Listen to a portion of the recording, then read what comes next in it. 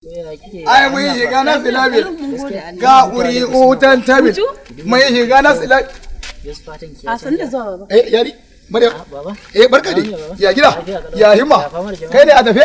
To barka dai. Barka dai. Maryam, ka zo lafiya?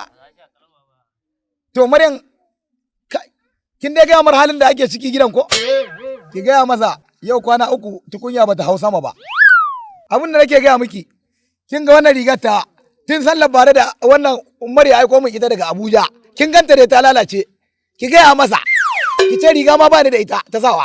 Ki gaya mar fa ban yi ankon maulidi ba. Gayi kuma lokaci yana kurewa. To kuma akwai wani abu kuma da daman take so ta gaya maka.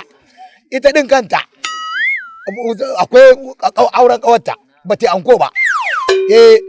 To ba kuma baba zan mishi magana zan mishi.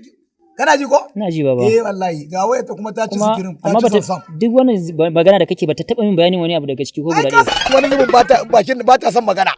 Shi yasa nake gabatar da ita. Me yasa ba ki ga min irin wannan Maryam? Ke yake daga ai ka san kunya ce da ita. Na ga alamu. Da kurma ce ba lokacin da aka yanzu ne Allah ya sace kunne. Na ga alamu ba ta gaje ka ba. Wallahi ba ta ji ai shi yasa nake ga ma ai. Amma na ga alamu dai ba kai ta biyo ba. Kuma tana da alkunya da ke ba bulata na ce. Amma yana ga mahaifiyarta ta biyo ko? Yi wallahi ai wata biyo ba ni ta biyo ba. Albasa ba ta halin ruwa ba. Kuma zaka ba ta 7,000. Akwai wata kawarta da za ta ba ta gudunmawa. So baba an samu matsala guda ɗaya. ATM ɗina ya faɗi kuma ina da matsalan BVN. Yawwa! Ai ni ka zo inda nake so. Ai ni da man ai ba na son account. Ai na fi son raw cash, money for hand. Haka? So sai dai ayi hakuri zuwa gobe in Allah ya kai mu zan kawo insha Allah. Yaro, me kace? Gobe? Inna lillahi wa inna ilaihi raji'un. Inna lillahi yaro ka dora na ababureha. Gobe ta mun nisa yaro, akwai yara za su iya mutuwa. Ke mare ke zaki magana. Baba zan mishi bayani. Kina jin abin da yake faɗa? Ke ba ke magana ne? Biki san halin da ake ciki ba a gidan? Me yasa kike haka ne? Kullun ina gaya miki. Me amfanin makarantar da kika yi?